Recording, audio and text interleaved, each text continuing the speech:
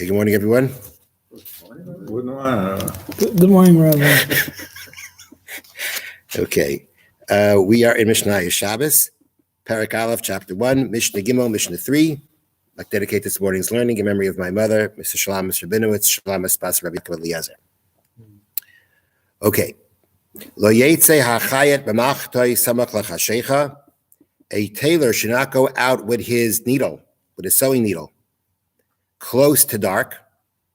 Shema yishach v'yetze, perhaps he will go out and forget. But that means it's like this. He'll forget and go out. That means like this. That means that if a tailor were to walk out of his tailor shop after it's dark, meaning let's say he's in his tailor shop, it's Erev Shabbos, before Shabbos, and he loses track of time, and without thinking, he just walks out of his tailor shop after dark, and he's carrying a sewing needle with him, then he is carrying on Shabbos, right? He's taking something out of the private domain into the public domain. So, and that would be even true, according to the way the Bartanura learns, even if you're not holding a sewing needle in your hand. Let's say you stick it into your lapel, which is a common way that tailors used to carry things like that. And he would walk out like that. That would be considered carrying.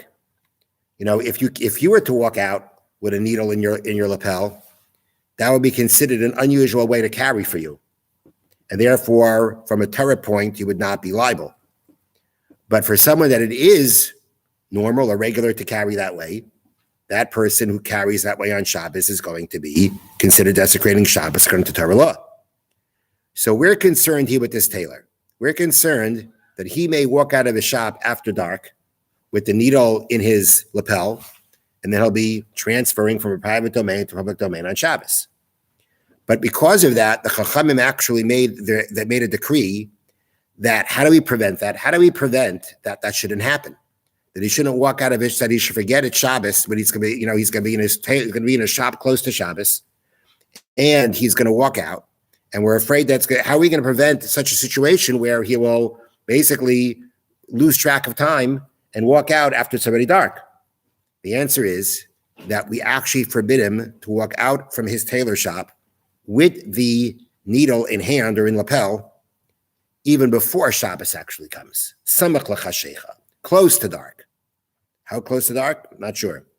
But the point is to prevent him from walking out of his shop with the needle in hand or in lapel after it's Shabbos. We create a law that says you cannot walk out of this shop close to Shabbos with the needle in your lapel. That will prevent a situation where he loses track of time and he will walk out after dark, because we're already telling him even before dark he can't walk out with it. If we were telling him before dark he could walk out with it, then we're afraid that he'll get too close to dark and land up walking out after dark. But once we tell him that even close to dark you can't walk out, that will, as a precautionary measure, that's what we call a fence, to make sure that he won't come to do it on Shabbos itself and desecrate Shabbos. So that's what the Mishnah means when it says, Lo yetze hachayet b'machtoi samach lachashecha. The tailor may not go out with his needle close to dark, meaning close to Shabbos. Not Shabbos yet. But even close to Shabbos, we say he can't do it. Shema yishkach v'yetze, lest he forget, meaning he'll forget about the fact that it became Shabbos, and he'll go out with the needle. So therefore we tell him, we create a law for him that says even close to Shabbos, he can't walk out with the needle. Lo lavler b'kol musay. Same thing. A lavler is a scribe, a writer. He can't go out with his kulmus, with his pen. Where does the writer keep his pen? In his hat. Behind his ear, in his pocket, wherever it may be. Then again, now in a case of a lavler, of a writer, he's gonna carry around his pen differently than a regular person will. And therefore, for him, there'll be certain ways that it will be considered carrying. He'll be desecrating Shabbos through carrying that maybe a regular person wouldn't, in that manner, according to the law, be transgressing. Now, again, even a regular person, even getting back to the tailor's case, right? Even a regular person who, let's say, sticks a needle in his lapel, midrabanan, according to rabbinic law, you can't walk out with that on Shabbos. You can't take it from a private domain to a public domain on Shabbos. You can't do that midrabanan. The point is, though, that we're looking for Torah prohibitions, because any precautionary measure that we make is typically to avoid a Torah transgression. So therefore, it's the scribe with his pen, it's the tailor with his needle that we say, even close to Shabbos, you can't go out with this, because were he to go out in this manner on Shabbos, it would be a Torah prohibition.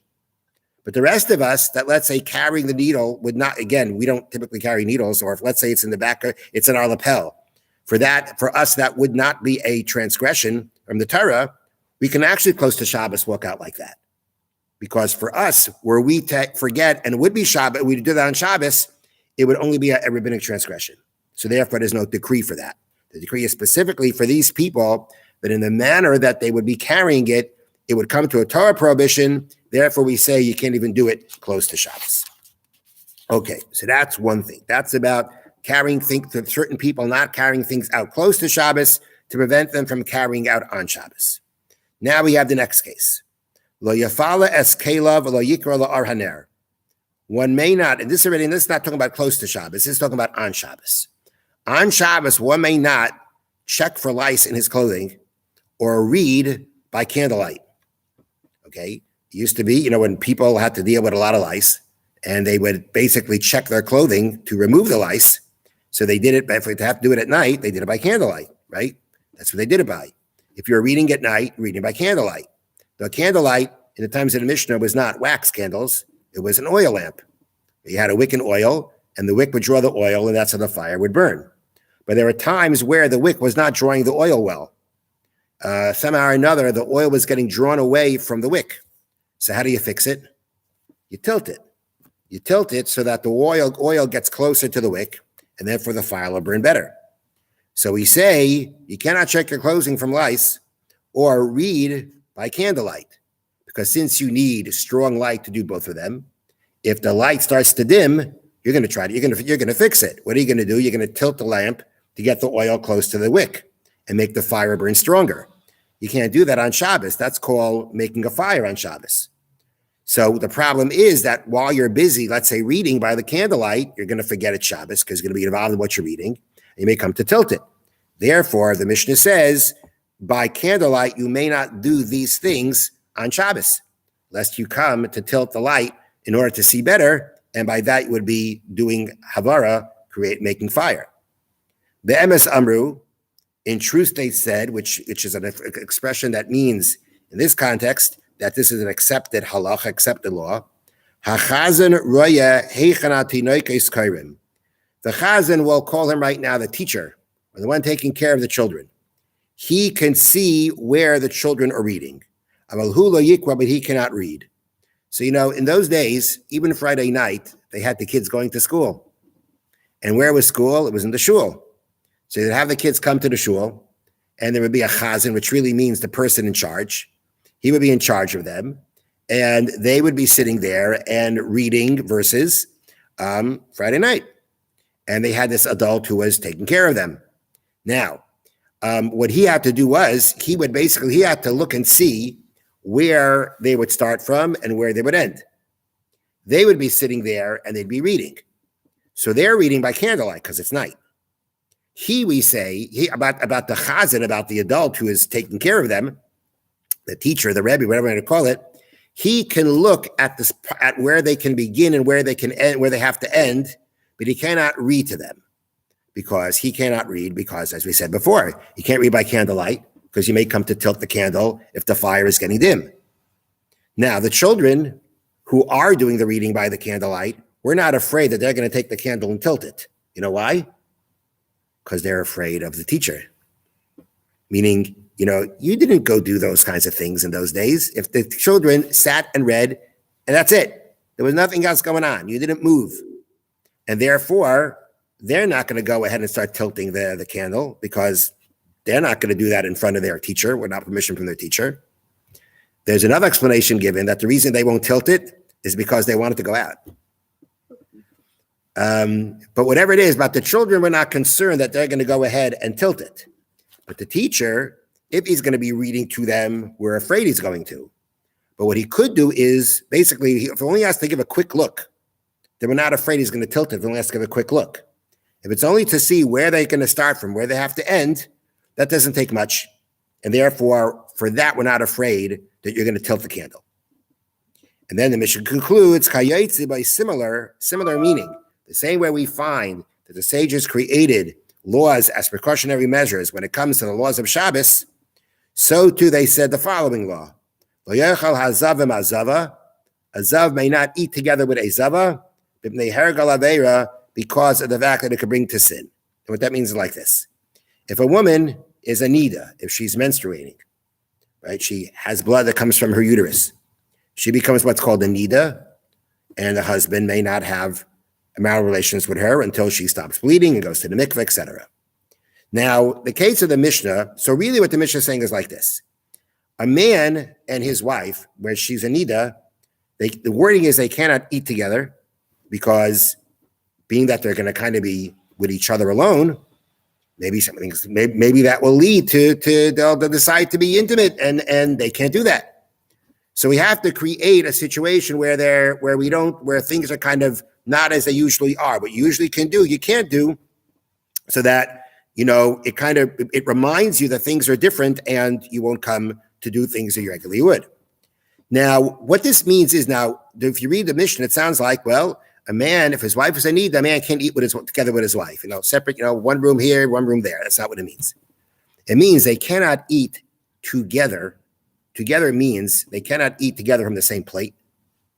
I guess, there was a time where it was very like husband and wife to eat from the same plate. Maybe by some people still is. And therefore the halacha is, if your wife is in nida, you cannot do that. Because that kind of closeness, right? We're trying to create an environment where you're not as close as usual. So you can't do that.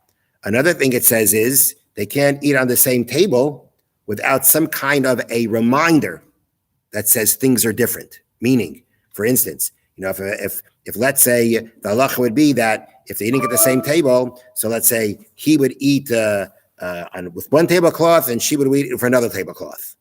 These kinds of things, that you do things not usual that make it remind you that things are different. That's what it means they shouldn't eat together. It doesn't mean they can't eat together. Now, the examples that the Mishnah uses are a zav and a zava. Now, a zav is a man. That's a man who has a certain kind of white emission from his reproductive organ, and that makes him impure. Okay? Doesn't create any kind of prohibition on him when it comes to being with his wife. Now, the other example is she's a zava. A zava means that she's bleeding beyond her typical menstrual cycle. The reason the Mishnah is talking about a zava and a zava is because the commentaries say that it is very difficult for marital relations between a zava and a zava. It's difficult, right? It seems like it's somewhat painful. It's not easy to do. It's not as usual. Marital relations, you do it. If he's a zav, it becomes more difficult for him to do. If she's a zava, it's a bit more difficult for her to do. When you have a zav and a zava together, they both have reasons that it'll be difficult to do it.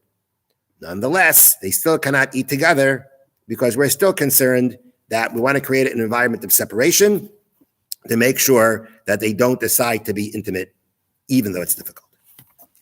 Have a wonderful day. Thank you.